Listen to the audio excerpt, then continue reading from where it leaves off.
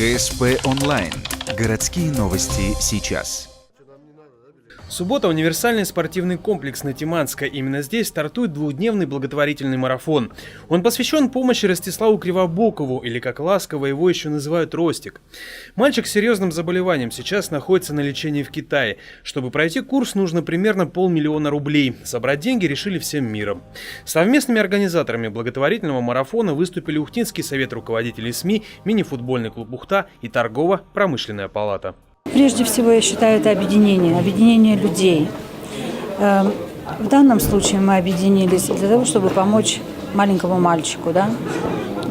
Я не хочу, чтобы это было всегда объединение ради излечить, да, там, помочь в бедности или еще что-то. Мы должны чувствовать плечо друг друга. Мы должны быть как единые.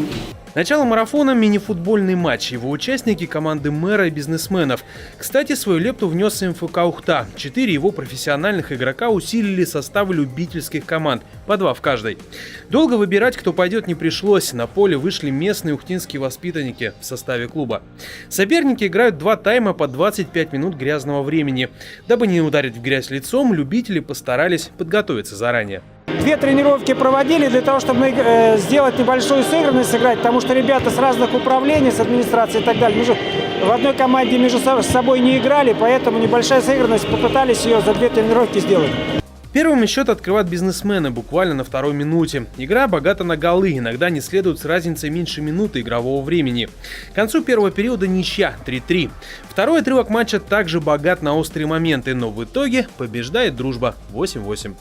На входе в спорткомплекс для зрителей установили ящики для сбора денег. Цена билета за вход не нормирована, каждый решает самостоятельно.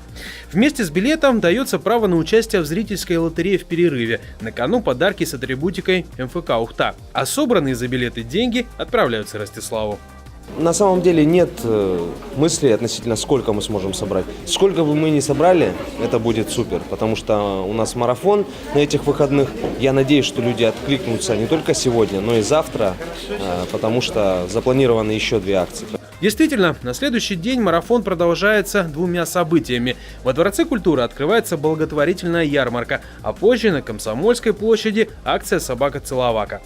В итоге за матч было собрано 67 с лишним тысяч рублей. Кстати, часть денег внесли игроки администрации МФК «Ухта» и решили помочь от себя лично. За воскресенье набрали еще 42,5 тысячи. Итого 110 отправляется маме Ростислава. Хотите помочь тоже? Реквизиты на экране.